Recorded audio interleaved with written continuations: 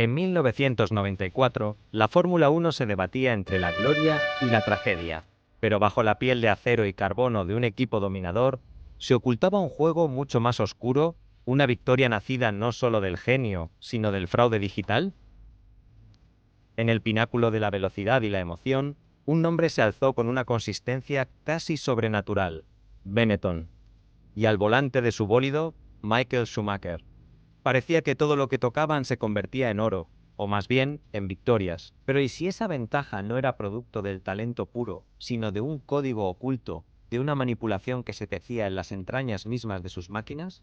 Estamos a punto de desenmascarar el escándalo de software de Benetton de 1994.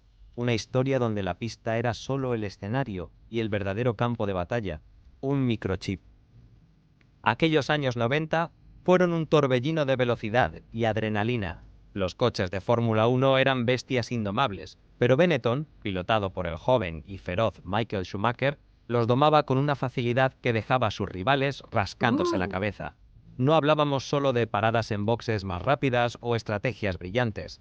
Había algo más profundo, algo intrínseco al coche mismo, que les daba una ventaja que parecía inexplicable. La sospecha se centró rápidamente en un pequeño, pero poderoso componente: la unidad de control del motor, la ECU.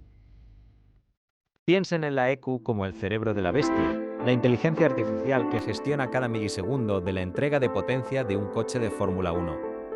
Es el guardián de las normas, el que asegura que nadie juegue con ventaja, o al menos eso se suponía. Pero en Benetton las acusaciones no tardaron en llegar.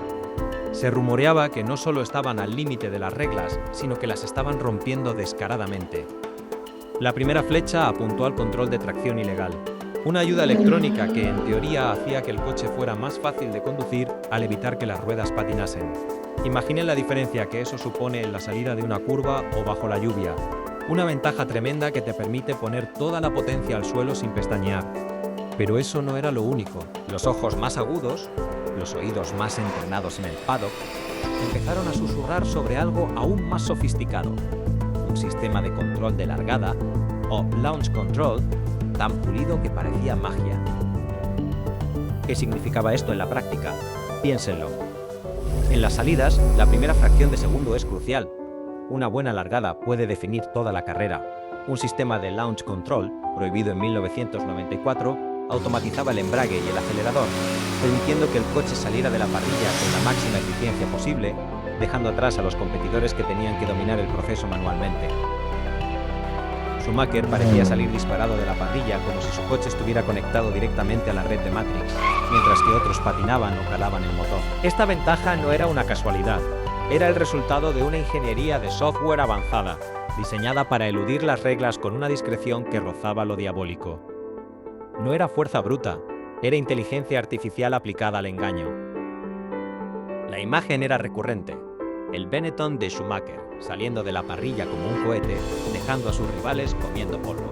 Las repeticiones en cámara lenta de las largadas se convirtieron en un bucle mental para los equipos rivales y los aficionados. Era demasiado perfecto, demasiado consistente. No era solo talento, era una ventaja técnica indiscutible. La sospecha, que antes era un murmullo, se convirtió en un grito ensordecedor. La Federación Internacional del Automóvil, la FIA, no podía ignorarlo por más tiempo. Tenían que actuar. Y así comenzó la verdadera investigación. El foco de la investigación se centró en los datos. Cada motor de F1 generaba un torrente de información: telemetría, datos de rendimiento, registros de la ECU.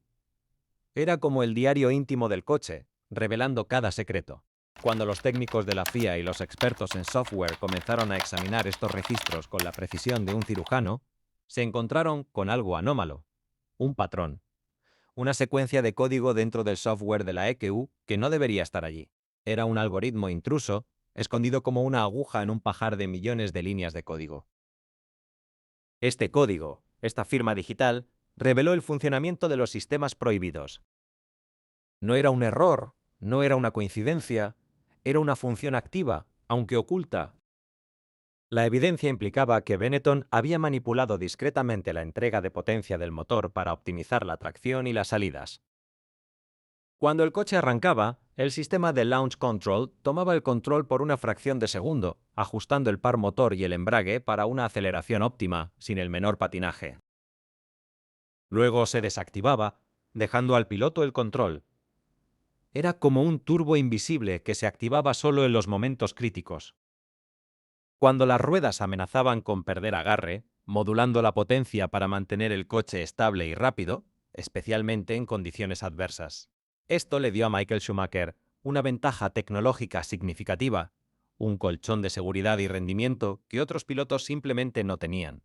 Las grabaciones de audio de las carreras, donde se podía escuchar el distintivo sonido de un motor con control de tracción, y las imágenes, donde el Benetton mantenía una trayectoria impecable, incluso con el acelerador a fondo, no hacían más que confirmar lo que el código había revelado. Los técnicos y los ingenieros, algunos de los cuales habían trabajado en el límite de lo permitido durante años, sabían lo que estaban viendo. Los rostros de los involucrados, aunque hoy borrosos en la memoria o intencionalmente oscurecidos en la pantalla, hablaban de una verdad incómoda. Los intrincados cables, los microchips, la fría lógica del silicio, habían guardado un secreto que ahora salía a la luz. La FIA, el órgano rector del automovilismo, no tuvo más remedio que actuar. La presión pública y las claras anomalías detectadas en los sistemas de Benetton eran demasiado grandes para ser ignoradas.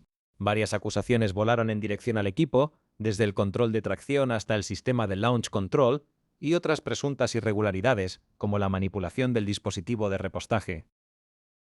El equipo Benetton, por supuesto, negó enérgicamente todas las acusaciones. Argumentaron que el software encontrado era un código trampa inactivo, un vestigio de desarrollo o un modo de prueba que sus pilotos nunca activaron o utilizaron en carrera. Afirmaron que el Launch Control era un código obsoleto que simplemente no se había eliminado. Pero la evidencia que se desprendía de los registros de datos, de la telemetría, de las propias actuaciones en pista, era tozuda. La verdad, aunque Benetton la vistiera de mil excusas, se alzaba clara y rotunda. Los datos no mienten y las cámaras tampoco. La evidencia, queridos amigos, hablaba por sí misma. Las consecuencias no se hicieron esperar, aunque para muchos no fueron suficientes. Benetton fue multado con $100.000, una suma considerable para la época, pero quizás una bagatela si se compara con el valor de la victoria y el campeonato. También se les dedujeron puntos en el campeonato de constructores. Sin embargo, lo más controvertido fue que Michael Schumacher no sufrió ninguna deducción de puntos en el campeonato de pilotos por el escándalo del software. La FIA argumentó que no podían probar que Schumacher hubiera activado o se hubiera beneficiado conscientemente de los sistemas ilegales.